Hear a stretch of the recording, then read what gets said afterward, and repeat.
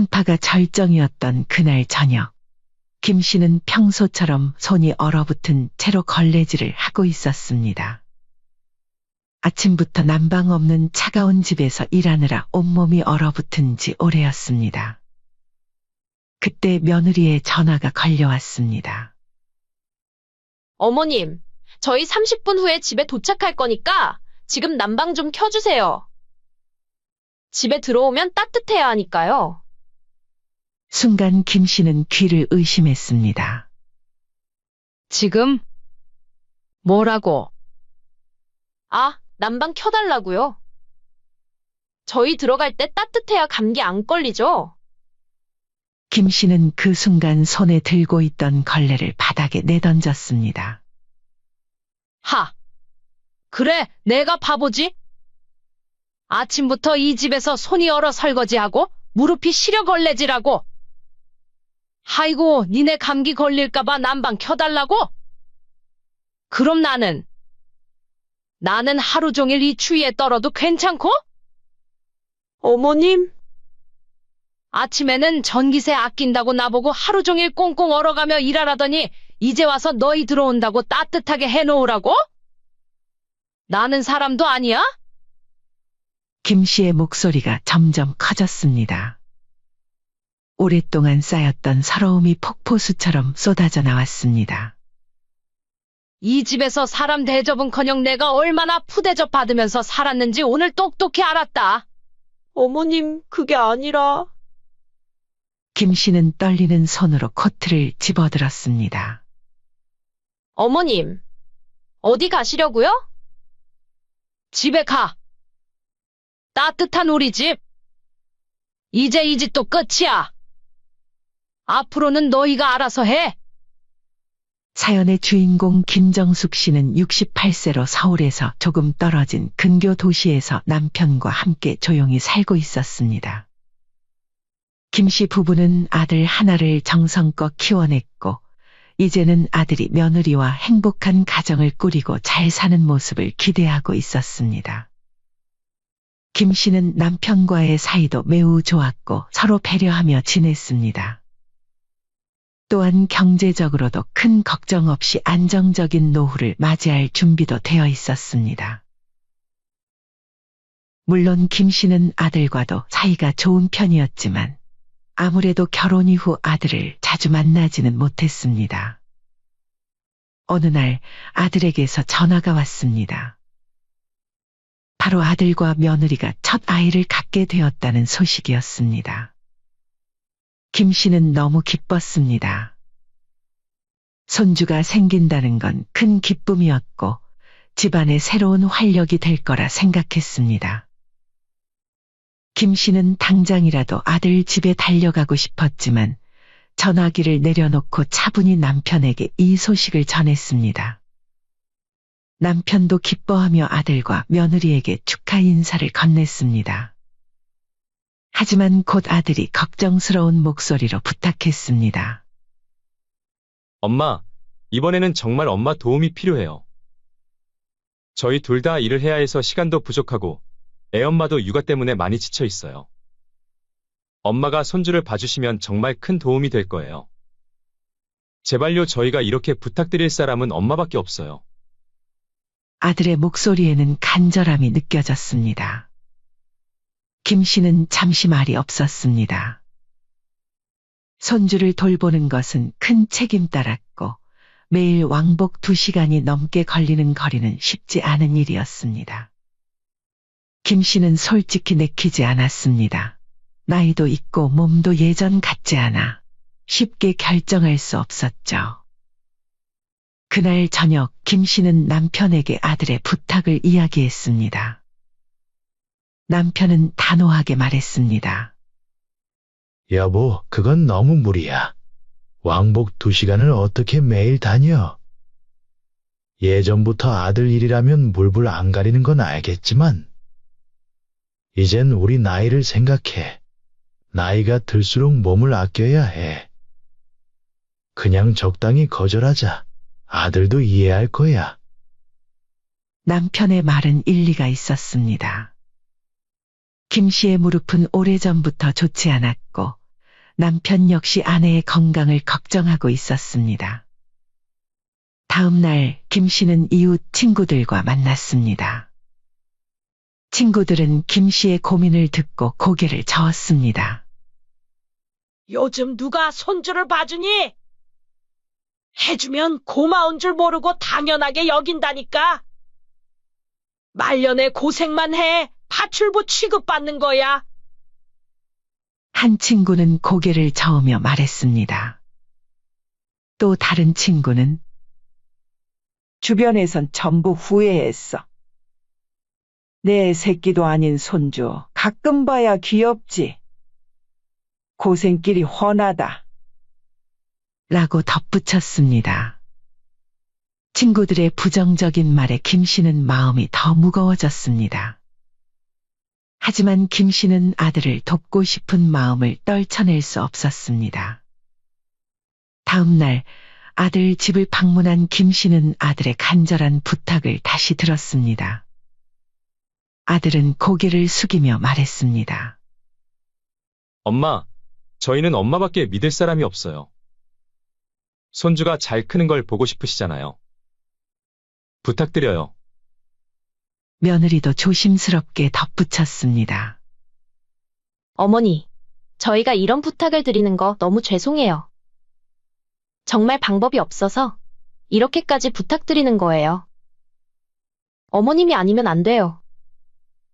김 씨는 잠시 망설였지만 곧 깊은 한숨을 내쉬며 미소를 지었습니다. 그래. 내가 손주 봐줄게. 나이 먹고 할 것도 없고 너희가 이렇게 부탁하는데 내가 돕는 게 맞겠지. 아들은 얼굴이 밝아지며 손을 꼭 잡았습니다. 정말 감사해요, 엄마. 엄마 덕분에 정말 큰 힘이 돼요. 그렇게 김 씨는 손주의 웃음과 아들 부부를 위해 매일 새벽 일찍 일어나 새벽 버스를 타고 아들 집으로 가는 생활을 시작했습니다. 김 씨는 아침 일찍 일어나 아직 어두운 길을 걸어 버스 정류장까지 갔습니다. 새벽 공기는 차가웠지만 부지런한 김 씨는 매일 아침 손주와 아들 부부의 아침밥을 준비하고 하루 종일 손주를 돌보며 집안일을 하다가 밤늦게야 집으로 돌아왔습니다. 손주와 놀아주고 재우고 아들이 퇴근할 때까지 기다리는 시간은 길었지만 그나마 김 씨는 손주의 웃음을 보며 힘을 낼 수 있었습니다. 이 생활은 김 씨에게 매우 힘든 일이었지만 김 씨는 아들과 손주를 위해 희생이라 생각하며 묵묵히 감내했습니다. 피로는 점점 쌓였지만 손주가 할머니 너무 좋아요. 라고 말할 때마다 그 모든 피로가 한순간에 사라지는 것 같았습니다. 하지만 그것과 별개로 김 씨의 몸은 점점 더 지쳐갔습니다. 무릎 통증은 점점 심해졌고 밤에 돌아오는 길에는 다리가 퉁퉁 부을 때도 많았습니다.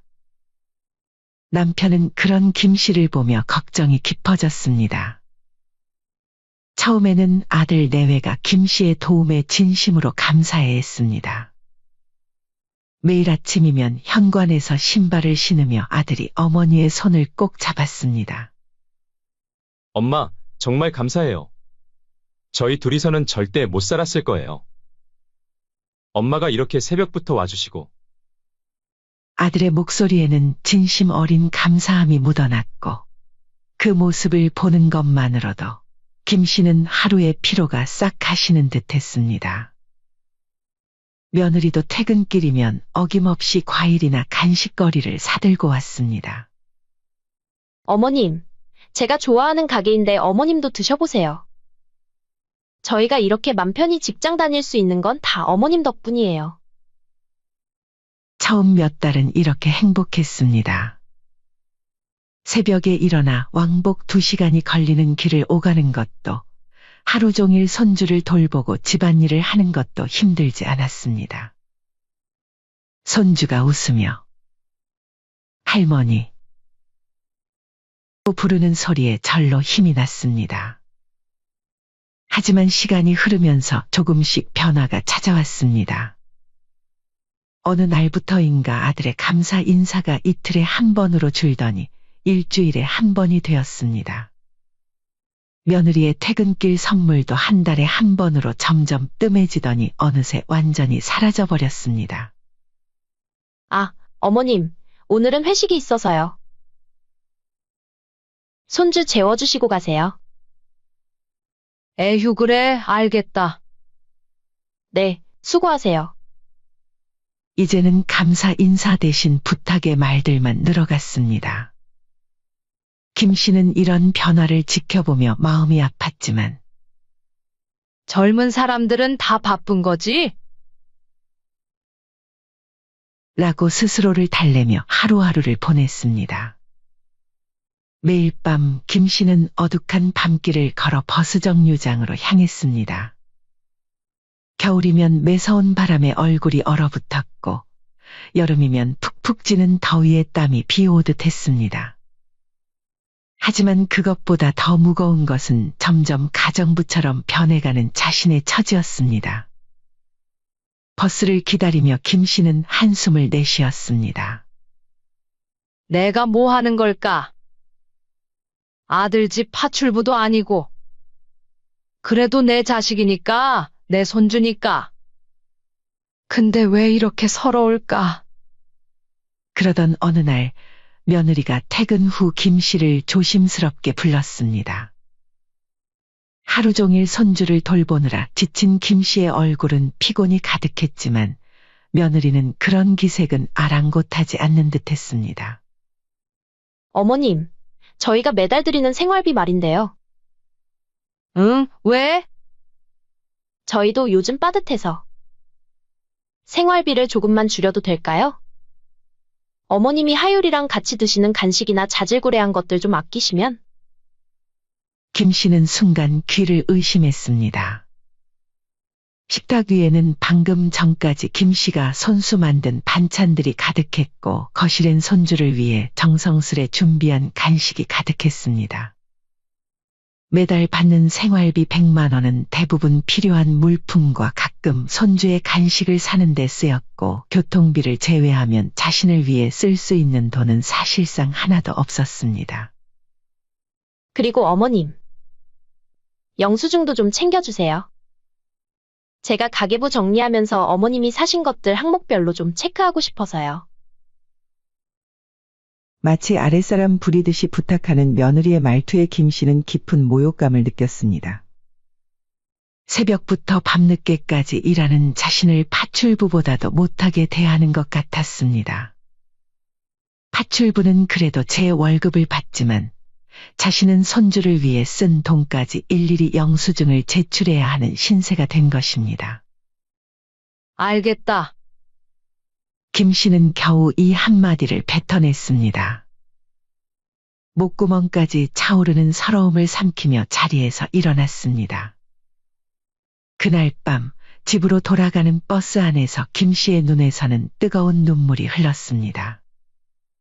하지만 그때까지만 해도 김 씨는 이것이 시작에 불과하다는 것을 알지 못했습니다. 얼마 지나지 않아 더 큰 일이 벌어졌습니다. 어느 저녁 아들이 퇴근 후 늦게 들어와 이야기를 꺼냈습니다. 그날은 유독 손주가 보채고 때를 써서 김 씨는 하루 종일 아이를 안고 돌아다녀야 했습니다.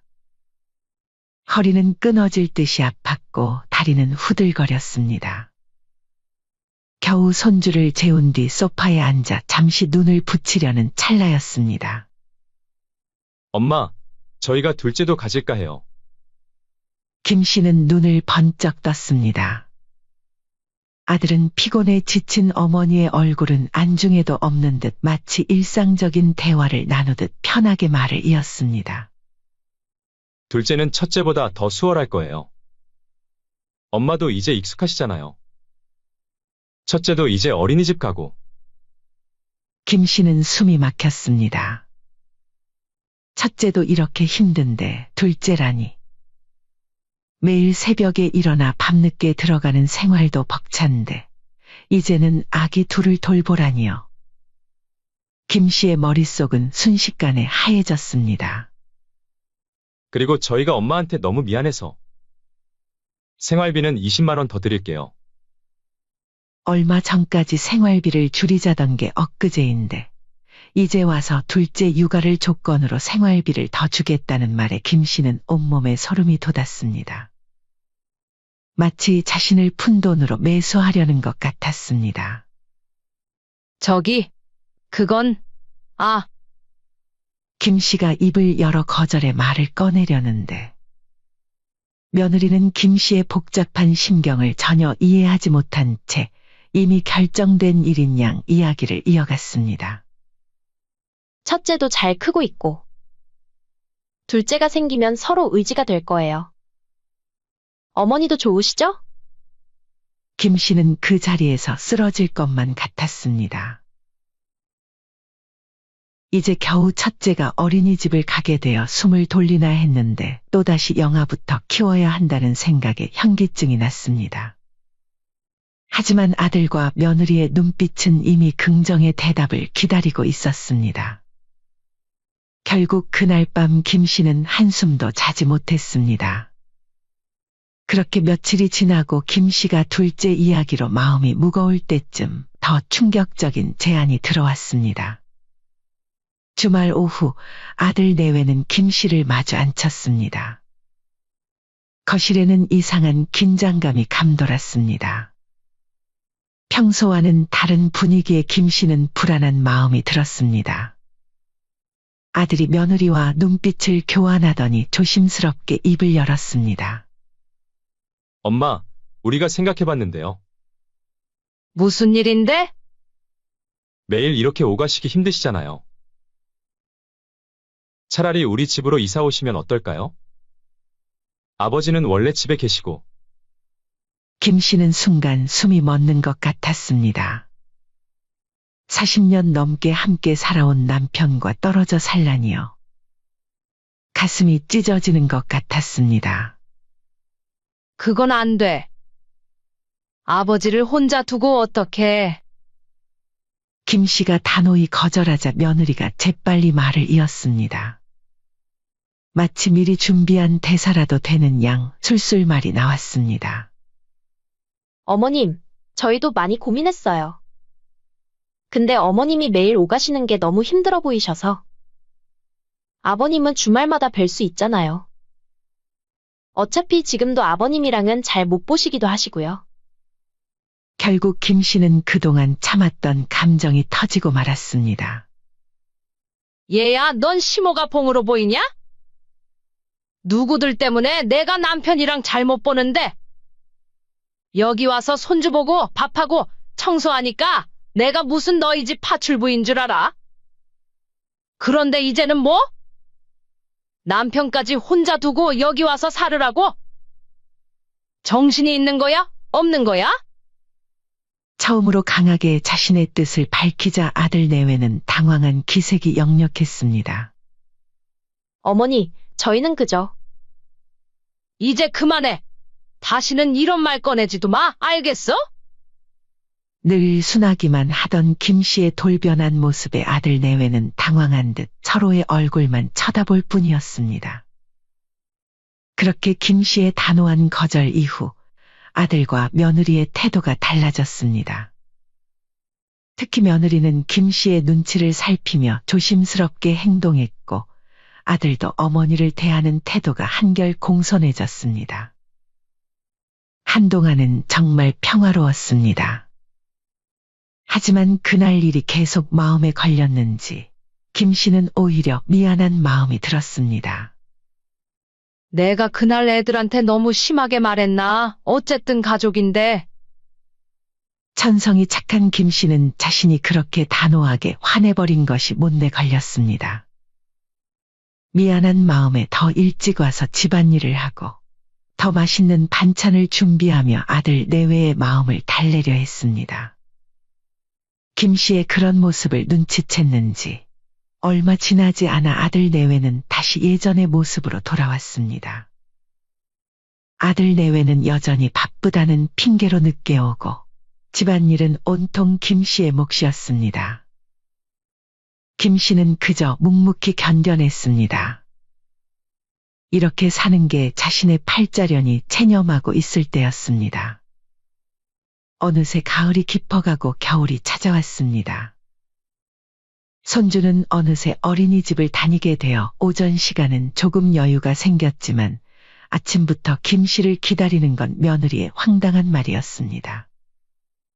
매서운 한파가 몰아치던 어느 날 아침, 며느리가 출근하기 전 김 씨를 불렀습니다. 어머님, 전기세가 너무 많이 나와서 그러는데, 낮에 혼자 계실 때는 절대 난방 켜지 마세요. 아셨죠? 김 씨는 순간 귀를 의심했습니다. 영하 10도까지 내려가는 한파 속에서 난방 없이 지내라니. 손주가 어린이집에 가고 난 뒤 난방을 끄자 집안은 순식간에 냉골이 되어버렸습니다. 아이고, 삭신이야. 김 씨는 두꺼운 옷을 껴입고 집안일을 시작했지만 손이 얼어 설거지도 힘들었고 차가운 바닥을 걸레질할 때마다 무릎이 시려와 몇 번이고 쉬어가야 했습니다. 어느 날 오후 추위를 견디다 못한 김 씨는 잠시 난방을 켰습니다. 그러자 믿을 수 없는 일이 벌어졌습니다. 그런데 불과 5분도 지나지 않아 며느리에게서 전화가 걸려온 것입니다. 어머님, 지금 난방 켜셨죠? 저희가 앱으로 실시간 확인할 수 있거든요. 전기세가 너무 많이 나와서 그래요. 좀 자제해주세요. 김 씨는 그 순간 온몸이 굳어버렸습니다. 마치 범죄자라도 된 것처럼 감시당하고 있었다는 사실에 김 씨는 모욕감을 느꼈습니다. 하지만 이것은 시작에 불과했습니다. 다음 날 아침 아들은 출근하기 전 마치 야단치듯 김 씨를 노려보며 말했습니다. 아, 엄마, 진짜 애엄마한테 들었는데 절대 난방 켜지 말라니까 왜 자꾸 켜요? 어제도 키셨죠? 전기세가 많이 나오면 우리도 부담돼요. 미안하다. 한파가 절정이었던 그날 저녁, 김 씨는 평소처럼 손이 얼어붙은 채로 걸레질을 하고 있었습니다. 아침부터 난방 없는 차가운 집에서 일하느라 온몸이 얼어붙은 지 오래였습니다. 그때 며느리의 전화가 걸려왔습니다. 어머님, 저희 30분 후에 집에 도착할 거니까 지금 난방 좀 켜주세요. 집에 들어오면 따뜻해야 하니까요. 순간 김 씨는 귀를 의심했습니다. 지금? 뭐라고? 아, 난방 켜달라고요. 저희 들어갈 때 따뜻해야 감기 안 걸리죠? 김 씨는 그 순간 손에 들고 있던 걸레를 바닥에 내던졌습니다. 하! 그래, 내가 바보지? 아침부터 이 집에서 손이 얼어 설거지하고 무릎이 시려 걸레질하고. 아이고, 니네 감기 걸릴까봐 난방 켜달라고? 그럼 나는 하루 종일 이 추위에 떨어도 괜찮고? 어머님, 아침에는 전기세 아낀다고 나보고 하루 종일 꽁꽁 얼어가며 일하라더니 이제 와서 너희 들어온다고 따뜻하게 해놓으라고? 나는 사람도 아니야? 김 씨의 목소리가 점점 커졌습니다. 오랫동안 쌓였던 서러움이 폭포수처럼 쏟아져 나왔습니다. 이 집에서 사람 대접은커녕 내가 얼마나 푸대접 받으면서 살았는지 오늘 똑똑히 알았다. 어머님, 그게 아니라. 김 씨는 떨리는 손으로 코트를 집어들었습니다. 어머님, 어디 가시려고요? 집에 가. 따뜻한 우리 집. 이제 이 집도 끝이야. 앞으로는 너희가 알아서 해. 김 씨는 현관문을 힘껏 닫고 나왔습니다. 40년을 살면서 이렇게 속 시원히 소리쳐 본 적이 없었습니다. 눈물은 나는데 이상하게 마음은 후련했습니다. 그날 밤 집으로 돌아온 김 씨는 남편에게 모든 걸 털어놓았습니다. 여보, 나 이제 정말 못 참겠어요. 전기세 아낀다고 하루 종일 나보고 추위에 떨게 하더니 자기들 들어올 때만 난방 켜래요. 내가 그 집에서 사람도 아닌가 봐요. 당장 그만둬. 당신 그동안 너무 고생했어. 내가 진작 말렸어야 했는데. 남편은 아내의 차가운 손을 쥐며 부들부들 떨리는 목소리로 말했습니다. 그때 김 씨의 휴대폰이 울렸습니다. 아들이었습니다.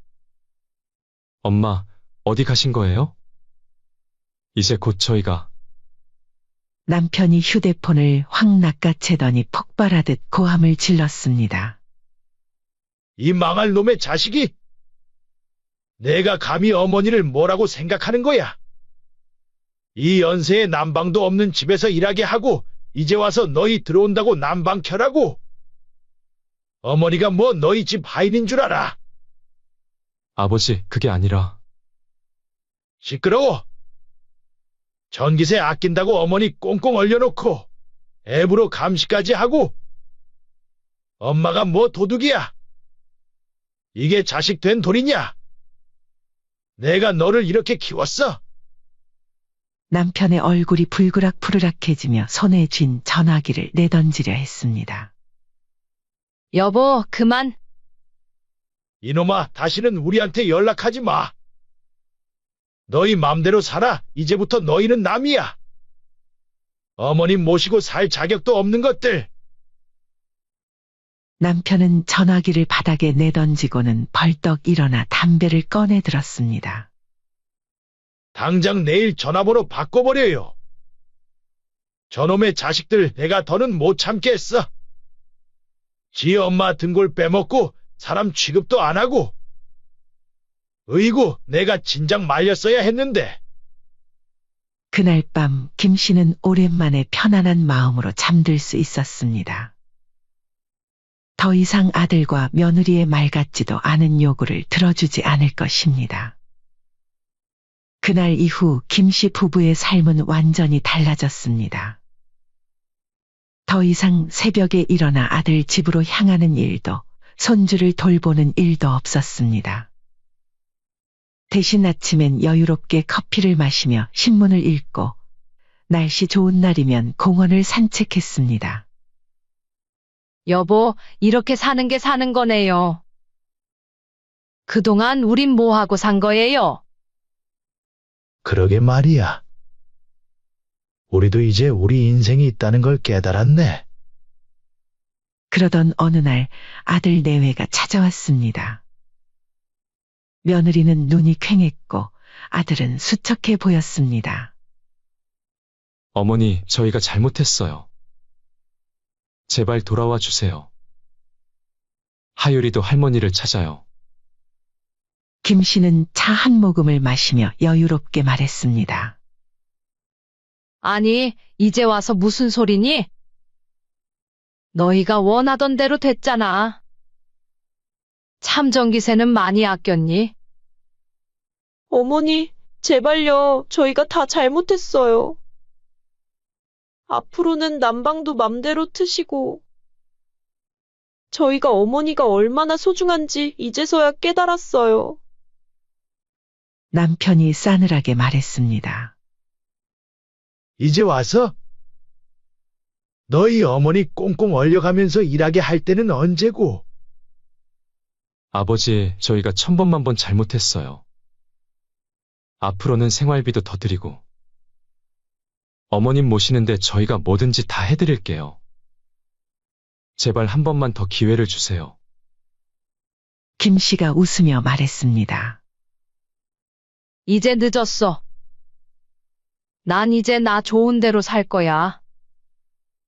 다음 주엔 아버지랑 제주도 가기로 했어. 거기서 일주일 동안 푹 쉬다 올 거야. 너희도 이제 너희 일은 너희가 알아서 해. 어머니, 제발요. 저희가 무릎이라도 꿇을까요? 아, 참. 이제 전화하지 마렴. 문화센터도 다니고 등산도 다니느라 바빠서 전화 받을 시간도 없을 것 같아. 너희도 이제 너희 인생 살고 우리도 우리 인생 살자. 아들 내외는 고개를 푹 숙인 채 발길을 돌려야 했습니다. 현관문이 닫히자 김씨 부부는 환하게 웃었습니다. 그렇게 김씨 부부의 새로운 생활이 시작되었습니다. 아침마다 공원을 산책하고 지역문화센터 도예 교실에서는 착하고 성격 좋은 김씨는 인기 만점이었습니다. 남편은 등산 동호회에서 새로운 친구들을 사귀었고 주말이면 부부가 함께 산행을 다녔습니다. 한편 아들 집은 하루가 다르게 엉망이 되어갔습니다. 냉장고에는 김씨가 담가두던 반찬들이 사라진 지 오래였고 배달 음식 그릇들만 쌓여갔습니다. 손주는 어린이집에서 돌아오면 할머니를 찾아 울었고 며느리는 육아와 직장을 병행하느라 녹초가 되어갔습니다. 여보, 우리 어머니한테 다시 한 번만 부탁해 볼까요? 우리가 그동안 엄마를 얼마나 서운하게 했는데. 이제 와서. 둘째 계획은 물 건너갔고 맞벌이도 힘들어져 결국 며느리가 회사를 그만둬야 했습니다. 그제서야 그들은 김씨의 헌신이 얼마나 큰 것이었는지 깨달았습니다. 그래도 김씨는 행복했습니다. 이제는 매일 아침 서두르지 않아도 되었고 추운 날 꽁꽁 얼어가며 일할 필요도 없었습니다. 도예 교실에서 만든 작품들로 집안은 더욱 아늑해졌고 김씨의 남편도 등산으로 다져진 체력 덕에 오히려 더 건강해졌습니다. 여보, 이제 보니 우리 인생이 이제 시작인 것 같지 않아요? 그러게 말이에요. 우리 다음 주에는 노래 교실도 같이 갑시다. 김씨의 얼굴에는 더 이상 피곤한 기색이 없었습니다. 대신 반짝이는 눈빛으로 내일은 무엇을 할지 행복한 고민을 하는 모습만 가득했습니다. 그런데 어느 날 저녁 김씨는 갑자기 걱정이 되기 시작했습니다. 근데 여보, 우리가 아들하고 며느리한테 너무 심한 것 같지 않아요? 그래도 우리 가족인데. 남편은 벌떡 일어나며 버럭 소리를 질렀습니다. 아니 당신은 그렇게 당하고도 지 엄마 꽁꽁 얼려가며 부려먹을 때는 언제고 이제 와서 그런 소리 해요. 이제는 우리도 우리 살 때가 됐어요. 자식이라고 해서 부모를 이렇게 함부로 해도 되는 건 아니에요. 그래도 손주 생각하면 마음이 아파요. 당신 설마 다시 그 집에 가려고요? 네, 그러면 당신이랑도 절연해버릴 줄 알아요. 사연은 여기까지입니다. 김정숙 씨는 아직까지 심히 고민 중이라고 하십니다. 김정숙 님이 다시 아들 집에 가서 손주를 봐줄까요? 아니면 지금처럼 남편과 행복하게 살까요? 여러분이라면 김정숙 씨에게 어떤 조언을 해주고 싶으신가요? 댓글로 여러분의 생각을 알려주세요. 긴 글 읽어주셔서 감사합니다.